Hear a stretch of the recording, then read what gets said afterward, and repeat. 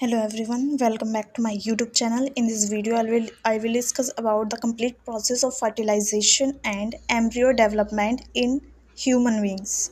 Okay, तो सबसे पहले हम ह्यूमन बींग से बात कर रहे हैं तो उसमें सबसे पहले क्या होता है, न्यू ऑर्गेनिज्म का जो डेवलपमेंट है वो कैसे होता है, बेबी का बर्थ कैसे होता है। तो पूरी प्रोसेस हम जानेंगे इस वीडियो में। वीडियो को एंड तक बने रहें वीडियो में। तो सबसे पहले क्या होता है, प्यूबर्टी के दौरान मेल और फीमेल्स के अंदर क्या बनते हैं, गैमेट्स बनना शुरू हो जाते हैं। प्यूबर्टी कब होती है, 13 से 15 की एज में जो है मेल्स और फीमेल्स के अंदर गैमेट्स बनना शुरू हो जाते हैं। मेल्स के अंदर मेल गैमेट स्पर्म बनते हैं और फीमेल्स के अंदर फीमेल गैमेट ओवम बनते हैं। ठीक है, तो जो फीमेल्स के अंदर ओवम होते हैं वो क्या होते हैं, हैप्लॉइड होते हैं।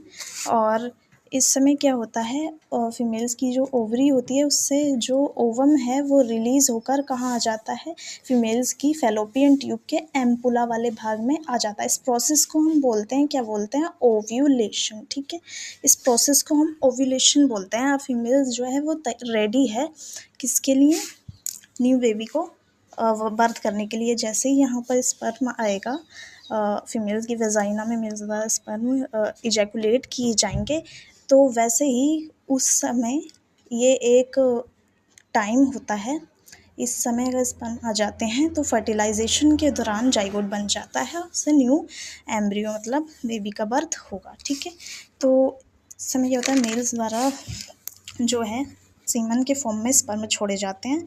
लगभग 200 से 300 मिलियन स्पर्म एक बार में इजैकुलेट किए जाते हैं, जिनमें से एक स्पर्म फीमेल के ओवम को फर्टिलाइज करेगा। The fusion of male and female gamete is known as fertilization. During fertilization formed a diploid zygote which after cleavage formed two celled structure 2 to 4, 4 to 8, 8 to 16 celled structure. The 16-celled structure is known as morula, and this is a ball-like structure which having mulberry-like appearance, so that is known as morula. Okay, तो morula जो है पहली stage होती है और each cells is known as blastomeres. ठीक है, क्या कहलाती हैं, ब्लास्टोमेयर्स कहलाती हैं। अब इसके बाद क्या होता है, जो सेल्स होती हैं, जो बड़ी सेल्स होती हैं किनारों पर अरेंज हो जाती हैं, ट्रोफोब्लास्ट जो आगे चल के प्लेजेंटा का फॉर्मेशन करती हैं। जो छोटी सेल्स होती हैं वो बीच में अरेंज हो जाती हैं, जिन्हें एम्ब्रियोब्लास्ट कहते हैं, जो एम्ब्रियो का फॉर्मेशन करती है। और कैविटी को बोलते हैं ब्लास्टोसिल, इस प्रोसेस को बोलते हैं ब्लास्टुला। अब क्या होता है, इस समय ब्लास्टुला से बनेगा गैस्ट्रुला। गैस्ट्रुला के दौरान 3 जर्म लेयर्स बनेंगे, एक्टोडर्म, मेसोडर्म और एंडोडर्म। उसके बाद आएगा ऑर्गेनोजेनेसिस, इसमें ऑर्गन्स का फॉर्मेशन